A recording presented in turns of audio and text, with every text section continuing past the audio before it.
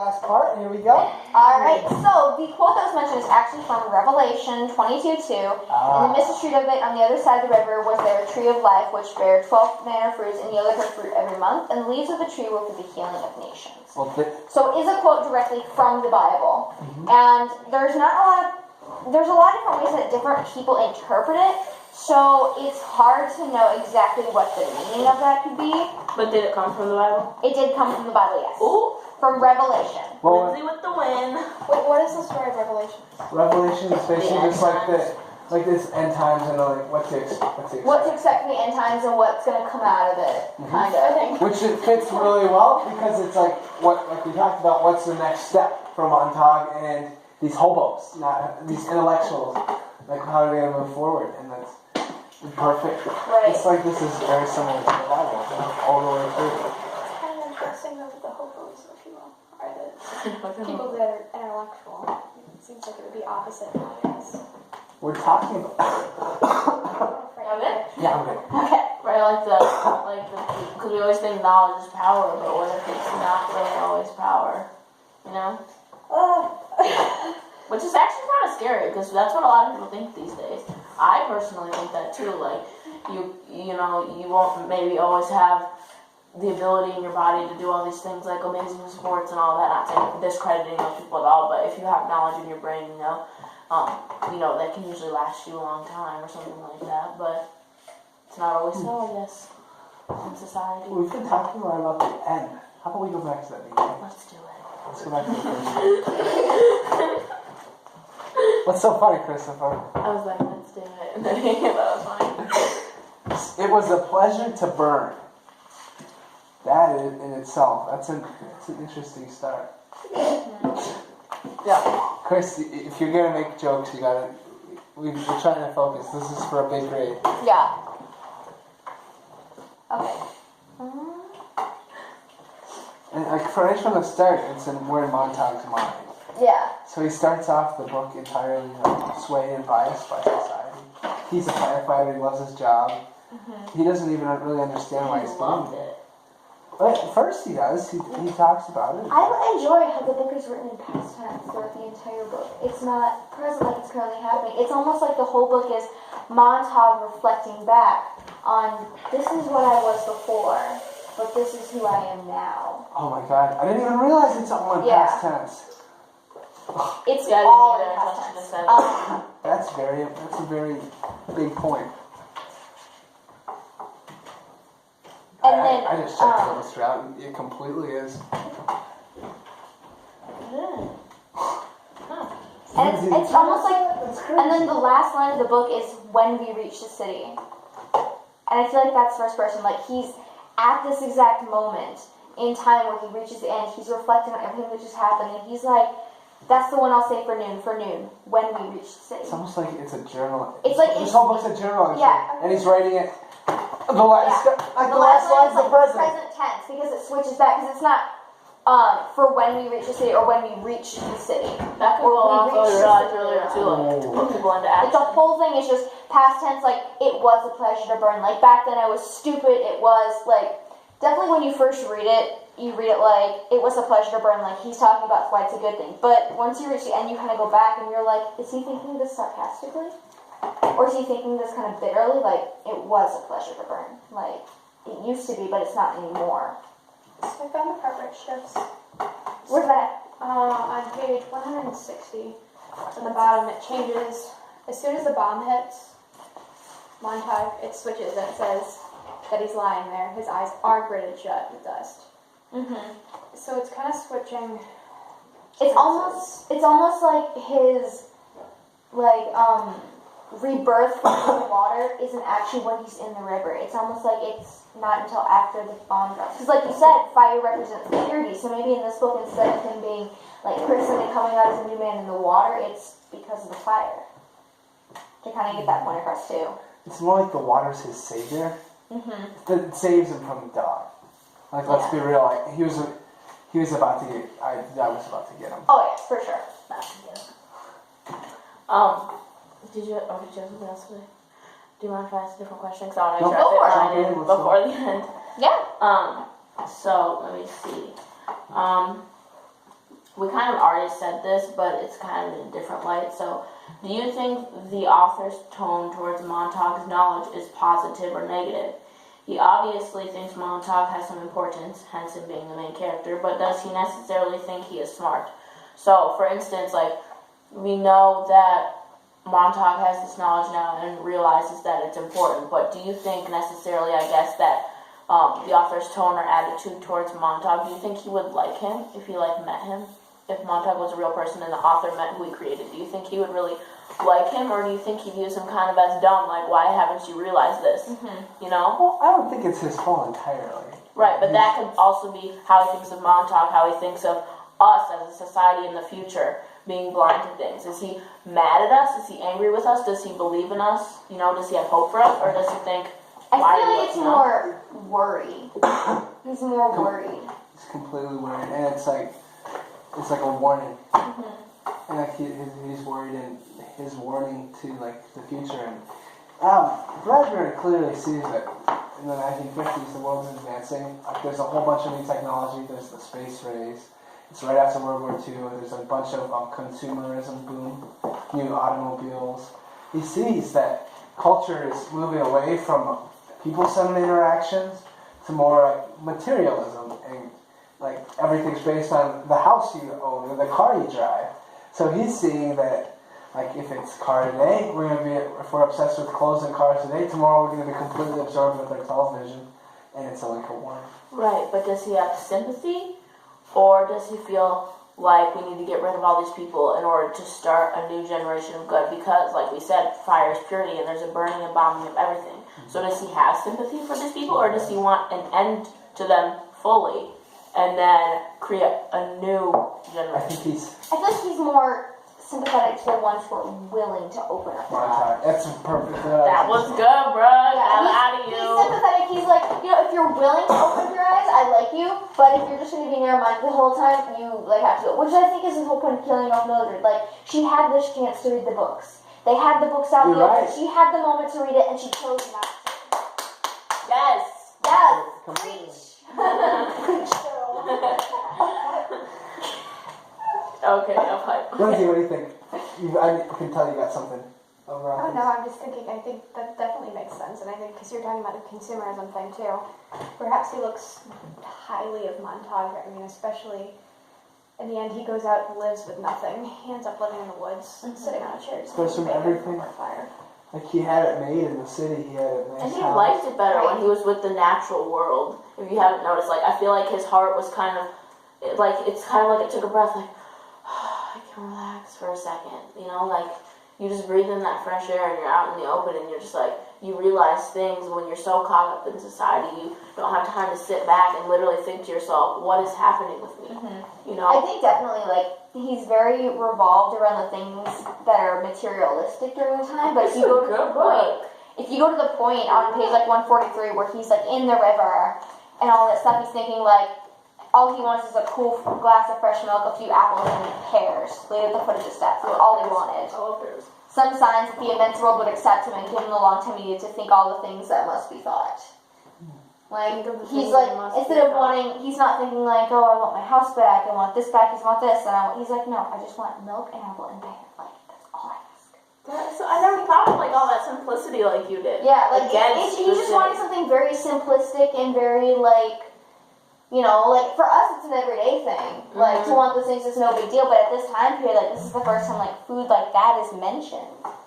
Like, you know, like, simplistic food that's not fancy. You're right, they don't eat, we don't recognize them eating. Oh, but he said what they ate in the city one time. I don't have it.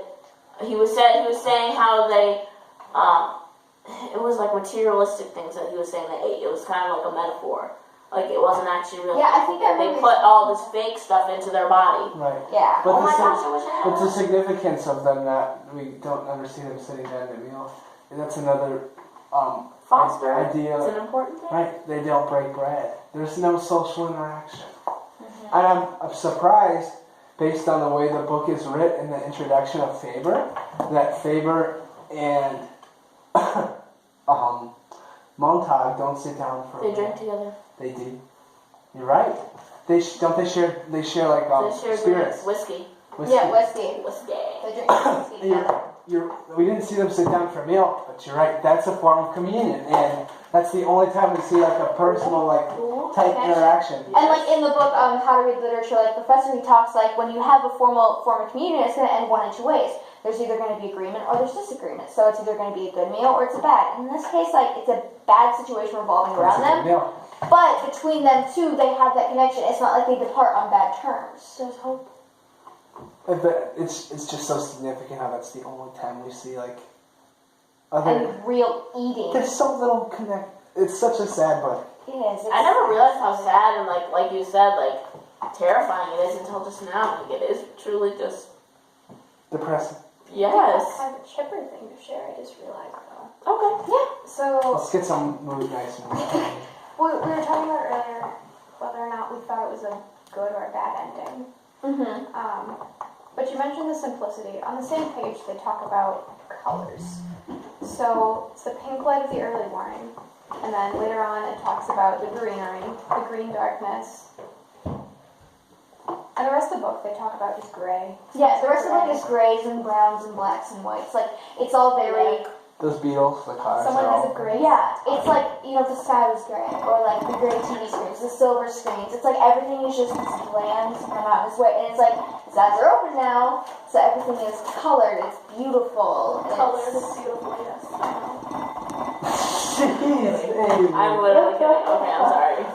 Lindsey's like, come on, we're trying to read. We're trying to focus. Avery's goofing around. So maybe that's his way of saying that there is hope for things if you take it and step outside, but things will be colorful. Maybe. Can we talk about the title?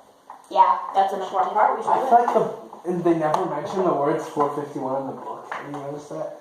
I think it's the district. I think it's the district ID. It's 451 because he has a. I think They talked about it one time, very slightly in the beginning. Yeah, it's first page, with his symbolic helmet numbered 451 on his solid hat, and his eyes all the orange flame with the thought of what came next. I thought it was the temperature of books burn. I've heard that before. But It is. It is the temperature of books burned. That's why it's kind of symbolic as the title. Mm-hmm. And I like how a lot of the book, like, I don't think I remember any points in the beginning, like, where he talks about where they're located. So they could have been anywhere in the world. And it's not really towards the end where he talks about, like, him and Mildred met in Chicago. That you're like, oh, it's America. Like, but I went through a lot of the book thinking it was America right away, but I don't think he ever really said anything that gave that indication. Sparkles talks about it. Except in America. Okay. But that's the. Oh, that's Spark Notes. No, what you're saying is I don't completely even agree because I never feel like it's referenced.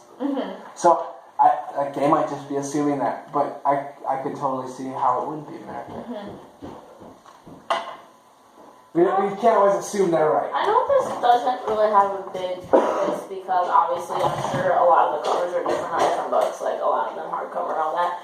But what do you guys depict of the image? Because I always feel like when someone does make an image, it's supposed to reflect what the book has, and you realize it at the end.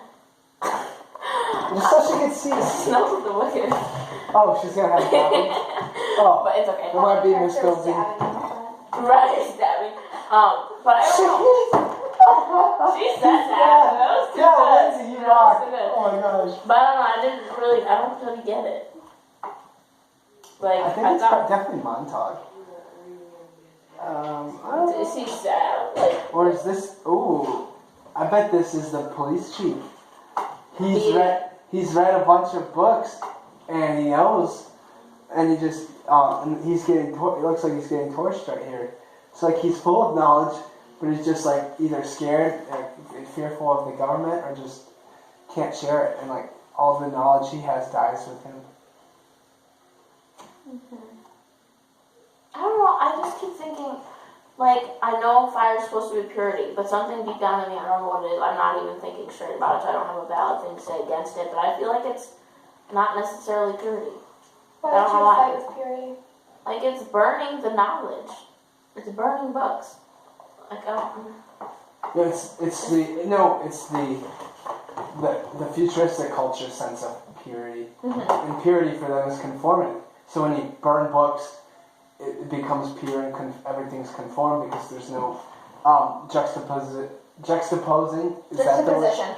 but juxtaposing viewpoints. Mm-hmm. There's nothing clashing against each other when you burn the book, so that's their idea of pure.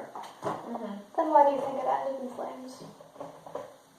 Sorry. No, that's a great question. That's what I wanted, because I want to get something out. Like, I feel like there's something, I don't know exactly what. It's like there's two lenses of this book. There's the futuristic societies, that's individualistic, and then there's ours. So it's, I think like our point of view at the end with the burning is like, oh, it's restarting everything that's evil. But their sense of burning is making everything the same. Whereas our sense of burning is making everything new and restarting. And so maybe the whole idea of like bombing the city and have it go in flames in a way, it's almost like by doing that, it's like their one last shot they're taking to get everything the same, but in the end it ends up destroying themselves. So it's like, it's almost like this big moment where it's like, you know, everything's changing, we need to do one more thing, like we need to keep burning to make everything the same. They destroy the city and it's like, well, you didn't really accomplish your mission there because now there's nothing and they can rebuild what they want. So it's almost like they defeated, it's almost like they themselves are trying to defeat the enemy but ended up destroying themselves instead. We keep talking about like what's in the book, but like what about how the author wrote it? Like for me personally, maybe it was because it was in the 1950s that it was written differently. I don't know if it was necessarily really sophisticated writing, but I definitely, when I read it, was taken aback a bit because usually when we read books from like the present, like I don't know, I feel like they're written kind of differently. Because to me, I didn't know that it was written in the I didn't know that it was written in the 1950s till just tonight when we talked about it, because I actually thought it was written like in the 90s or in a little bit of modern time. See, because I thought that it was I thought it was like written a long time ago, and I didn't realize it was a futuristic view. So I started reading this as like I don't really understand what's going on because I thought it was written kind of like weird. But now that I know it's for the future, I was like, it kind of seems like it was written really old or something. I don't know. probably have time for one or two more questions. Yeah. So, you guys want to talk about birds a little bit in this book? Because they're not mentioned a lot, but if you go to page 37, this is when he steals the book from the woman in the house who wants to burn with her house. He talks about a book lit almost obediently, like a white pigeon in his hands, wings fluttering. So, and then later on down, he talks about the men were hurling shovels of magazines into the dusty air. They fell like slaughtered birds, and the woman stood below, like a small girl among the bodies. Like, that's the only time in the book that birds are really mentioned, and I don't know in this case if they're mentioned like freedom. Like, normally birds are symbolized with freedom because like the whole idea of like flying away and such. But in this case, not. Perhaps they're destroying the freedom by killing the birds and slaughtering them.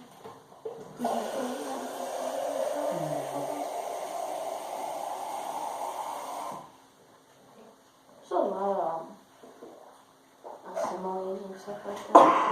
That's for sure. I think it's a way, the similes and the metaphors, we already said a lot, but to connect the future with like kind of like the present world, like it's something that no matter where we are in time, we can all imagine in our heads what that looks like, and it's something that we can all kind of have a feeling with. Like for instance, birds, we think of like flying, something kind of free, and when we think of a bird like getting set on fire and dying, it's just so tragic or something because they're such like a peaceful creature, you know, they don't really hurt anything. They're just kind of there. Right, and I think all the symbolism and the metaphor that he used brings, no matter what time and place you're in, the reader can connect and kind of understand. So it's a way for us to really get an inside look at what he's trying to say. We just have to want to do that, you know.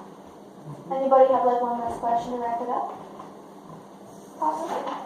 Okay, go shoot. I was just looking at the list of things we have to talk about. Sorry. No, you're fine. I'm glad you did that. We have to discuss the basis of its literary merit.